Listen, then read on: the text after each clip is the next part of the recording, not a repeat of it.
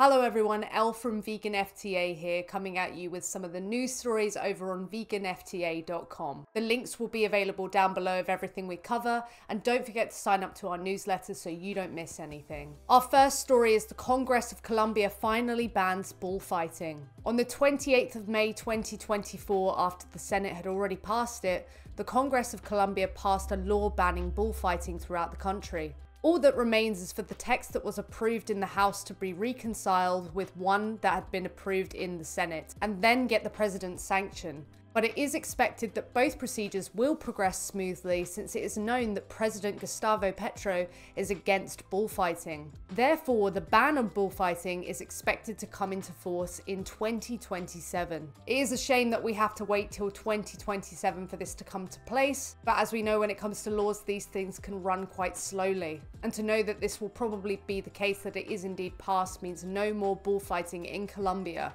This victory for the animal rights activists was achieved after 14 failed attempts, and after the bullfighting fraternity tried to slow down and derail the process using all kinds of tactics.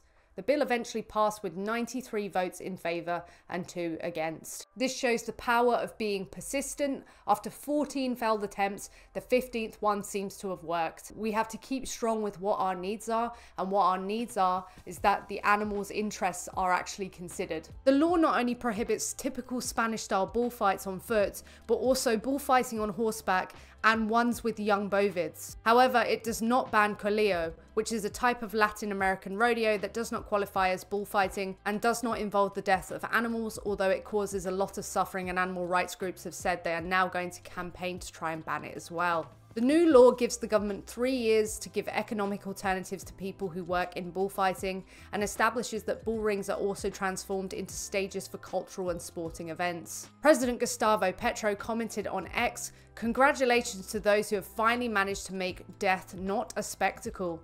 Those who are amused by the death of animals will end up amused by the death of human beings, like those who burn books will end up burning human beings." Very interesting, and I'm imagining, based on population, that Gustavo isn't a vegan, but making that comparison that those who are amused by killing other animals will also be amused by killing other human beings. It's like a partial making the connection, and this is under the assumption that he is indeed not vegan. But yes, it's not a stretch that if you are amused by the killing of other animals who aren't human, that you will also be amused by it in the human context. This will be brilliant to see when 2027 rolls around, and hopefully other countries follow suit. Our next story, PETA puts up a vegan billboard after oat milk saga in Bolton, England. In May 2024, the animal rights group PETA put up a billboard in Bolton, north of England, encouraging people to go vegan after a train passenger was unable to get oat milk for his coffee at Bolton's train station, and his social media posts about it went viral. Paul Whitley, who is not vegan, tried to get oat milk, his favourite, in his coffee at Bolton Station's coffee house, only to be told that they had none. He posted on X, "I'm in Bolton train station and I asked for oat milk in my coffee, and the lady told me they don't do that kind of thing here." As a consequence, the Swedish oat milk manufacturer Oatly, which saw this tweet, sent Whitley hundreds of Oatly Barista Edition cartons of oat milk, so he'll never again have to be without his favourite milk. Whitley commented, "When I posted about coffee options in Bolton, I didn't expect to accidentally spark a debate on cow milk versus oat juice, and have the story hit the national press. Oatly have now sent me some freebies, so I can't stop oat milking the attention." Then PETA, aware of the controversy, displayed a digital billboard on Derby Street opposite the University of Bolton's Dean Road campus, just 500 metres from the railway station. Whitley commented on the following about it, "I think it's brilliant that they are promoting this so much in Bolton,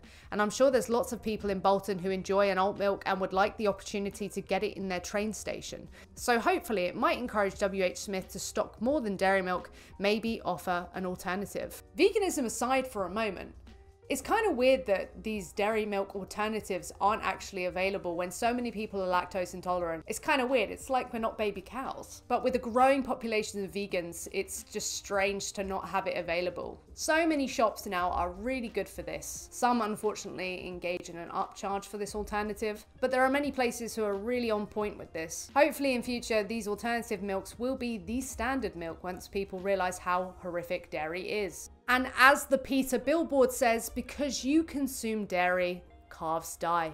go vegan. Couldn't have put it better myself. The message is really clear, and hopefully people go vegan as a result. Our final story is Belgium becomes the 6th EU nation to give constitutional protection to non-human animals. On 2nd of May 2024, the House of Representatives of Belgium adopted the proposed revision of the constitution, becoming the 6th EU member state after Germany, Slovenia, Luxembourg, Italy, and Austria to give constitutional protection to non-human animals, considering them sentient beings. Weird that, considering them something that they indeed are.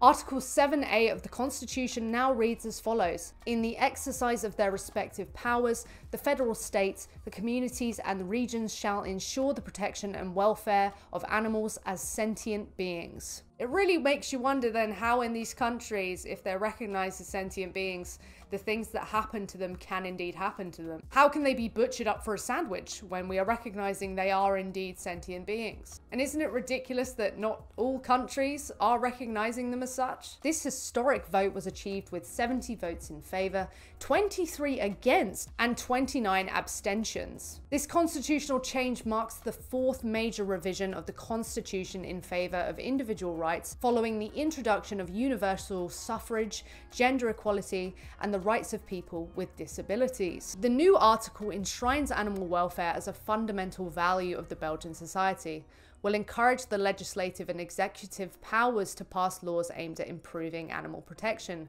and also reject those who could undermine it, and will have an impact in legal cases involving animals, whether in criminal or civil matters. It's likely that judges, acknowledging these new values enshrined in the Constitution, will be inclined to give greater importance to the interests of animals. And maybe within Belgian society, this can be used in the favour of animal rights activists.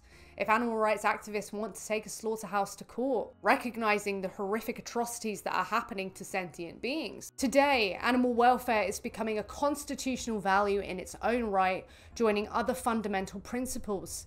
This rejection reflects a major change in society and highlights the growing importance of animal protection in our country.